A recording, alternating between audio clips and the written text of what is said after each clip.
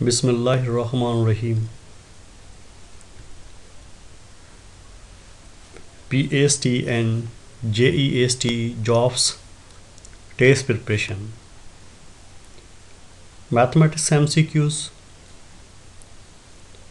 Here is a matrix 3 and 8. 3 and 8 two values present in a first row. This is also known as the first row.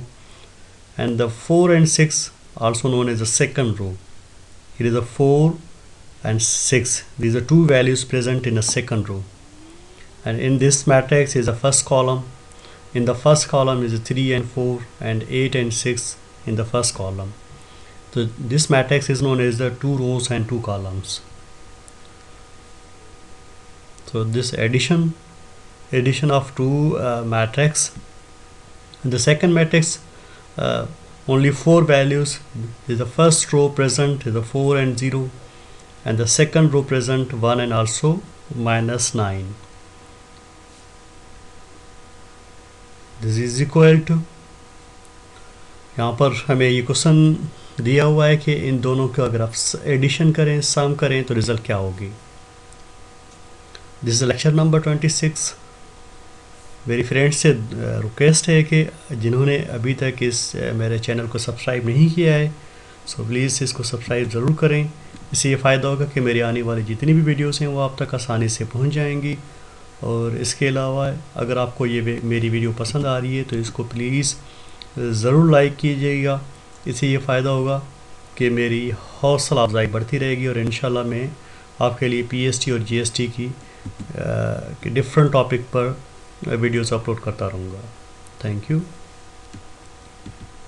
तो चलते हैं इस very simple सा एक छोटा सा क्वेश्चन मैंने लिया हुआ है कि अगर टू मैट्रिक्स को अगर हम सम करते हैं तो उसकी रिज़ल्ट क्या आएगी। यहाँ पर हमें ऑब्जेक्ट इस टाइप भी मिल सकता है, वेरी बेसिक लेवल एडिशन। अभी इस लेक्चर में मैंने एडिशन की बात कर रहा हूँ, तो हो सकता है कि एक और लेक्चर जिसमें मैं इसकी मैट्रिक्स की सब्ट्रैक्शन की बात करूँगा, इसके मल्टीप्लिकेशन की बात होगी, टू रोज़ और टू कॉलम्स की बात होगी, थ्री रोज़ और थ्री कॉलम्स के मुतालिक मैं आपको डिस्कस करके बताऊँगा इंशाल्लाह।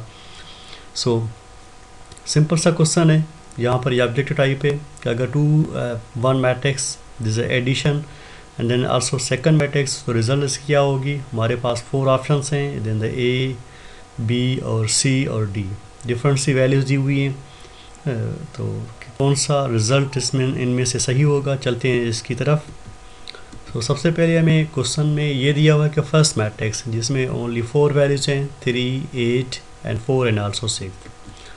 उसके अलावा एक और मैट्रिक्स हमें दी हुई है 4, 0 एंड आल्सो 1 एंड -4। 1 और -4 जो हैं वो सेकंड रो में हैं। इसी तरह तो 4 और 6 जो हैं वो सेकंड रो में वैल्यूज़ ये प्रेजेंट हैं। सेंटर में ये हमें एडिशन, ये सिंबल हमें इंडिकेट कर रही है कि इन दोनों मैट्रिक्स को आप ऐड करें तो इसकी रिज़ल्ट क्या होगी।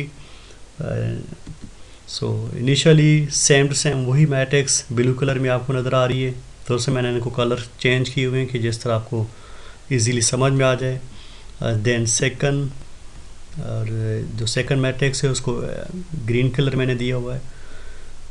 तो ये फॉर्मेट इसकी एडिशन की बनेगी, यानी सेंटर में से अगर सिंबल दी हुई एडिशन तो सब की जगह यहाँ पर एडिशन आ जाएगी। अगर यहाँ पर सिंबल होती सब्ट्रैक्शन तो इस सब की जगह यहाँ पर सब्ट्रैक्शन हो जाती।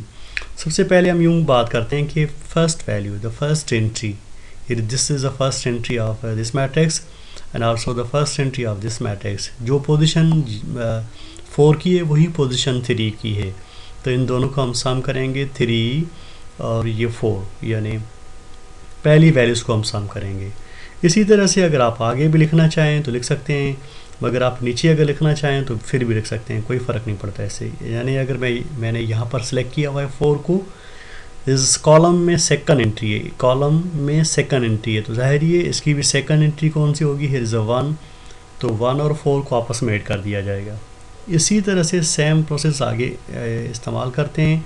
अगर हमने 8 को यहाँ से लिया हुआ है, जो 8 की पोजीशन है वही 0 की पोजीशन है यहाँ पर, तो हम 8 में 0 मिला देंगे। इसी तरह से अगर हम 6 की बात करते हैं तो 6 अगर हमने यहाँ से उठा लिया है, 6 पोजीशन कौन सी पर है, यानी अगर हम रो के हिसाब से चेक करें तो सेकंड रो में सेकंड नंबर पे ये पोजीशन है। अगर हम कॉलम की बात करें तो इस फर्स्ट कॉलम इसे कहा जाता है और सेकंड कॉलम इसे कहा जाता है, तो इसकी कॉलम के हिसाब से सेकंड एंट्री होगी। सो इसी तरह से हम यहाँ से -9 उठाएंगे, इसको माइनस पहले से दी हुई है तो वो हम रख देंगे। तो ये था फॉर्मेट सिर्फ रखने का, वेरी सिंपल सा क्वेश्चन है।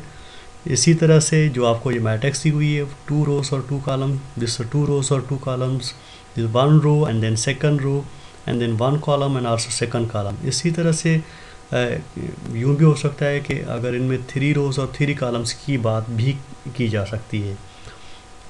सो रिज़ल्ट जो बन रही है वेरी सिंपल सा, यानी 3 और 4 को हम सम करेंगे तो आंसर 7 बन जाएगा। अगर हम 8 में 0 मिला देंगे तो रिज़ल्ट 8 आएगी, इधर 4 में 1 मिला देंगे तो रिज़ल्ट 5 आएगी। अगर हम 6 एंड देन -9, ये तो एडिशन किया हुआ है क्योंकि इसको पहले से ही नेगेटिव सिंबल है, तो -9 में से अगर 6 को हम माइनस करेंगे तो 3 रिज़ल्ट आ जाएगी। तो हमारे पास जो रिज़ल्ट आ चुकी है 7, 8, 5 और -3, ये इस क्वेश्चन का आंसर होगा।